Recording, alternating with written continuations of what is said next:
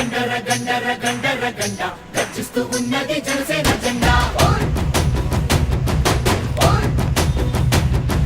గండర గండర గండర గండ గర్జిస్తూ ఉన్నది జనసేన జెండా.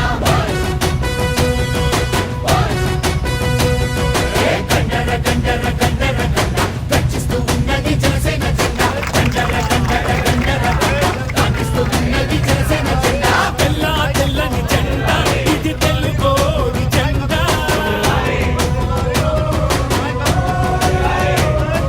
తెల్ల తెల్లని జెండా ఇది తెలుగోడి జెండా.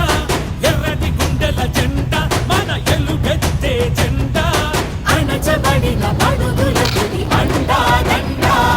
ఈ జెండా పట్టు జన సైనికుడా. ఎత్తిన జెండా పంచమాకు ఎక్కడా. జనసేన పార్టీ ఆవిర్భావ దినోత్సవ సందర్భంగా ముందుగా మా పార్టీ అధ్యక్షులు పవన్ కళ్యాణ్ గారికి, రాష్ట్ర వ్యాప్తంగా మా జన సైనికులకు, వీర మహిళలకు, పార్టీ శ్రేణులందరికీ కూడా మనస్ఫూర్తిగా తెనాలి నియోజకవర్గం నుంచి జనసేన పార్టీ కార్యాలయంలో ఈరోజు మేము కార్యక్రమం చేసుకునే సందర్భంగా ప్రతి ఒక్కరికి శుభాకాంక్షలు. 2014 నుంచి జరిగిన ఈ ప్రస్థానం, ఆ రోజు పవన్ కళ్యాణ్ గారు రాష్ట్రం విడిపోయిన సందర్భంగా తెలుగు జాతి కోసం, భావితరాలకి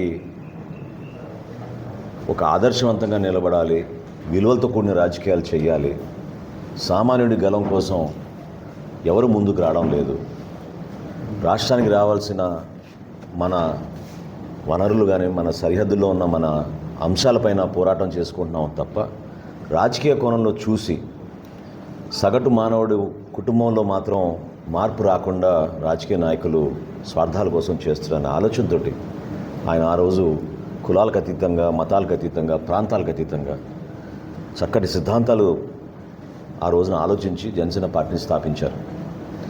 ఆ రోజు నుంచి ఈ రోజు వరకు క్షేత్రస్థాయిలో చాలా అద్భుతంగా మా జన సైనికులు, వీర మహిళలు, పార్టీ అధ్యక్షులు పవన్ కళ్యాణ్ గారి పిలుపు మేరకు ప్రతి సందర్భంలో కూడా పార్టీ కోసం పనిచేసుకుంటూ ఏ మాత్రం కూడా ఇతర పార్టీలతోటి తగ్గకుండా దశాబ్దాల తరంగా ఉన్న కొన్ని పార్టీల్ని ఎదుర్కోవడంలో వెనకడుగు వేయకుండా నిలబడి పోరాటం చేసుకుంటూనే వచ్చారు.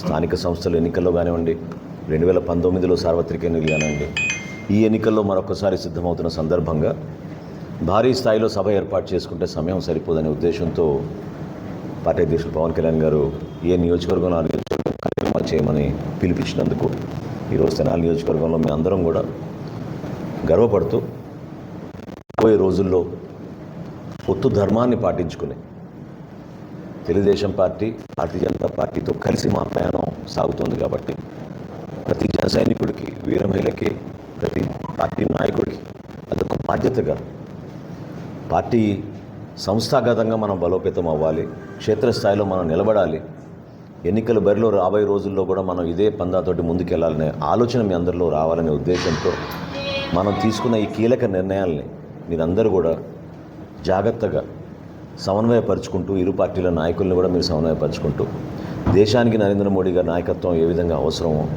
భారతీయ జనతా పార్టీతోటి అంతే అవసరం అనే భావనతోటి పవన్ కళ్యాణ్ గారు ఆ రోజున కష్టపడి ఈ పొత్తుని ఆ రోజు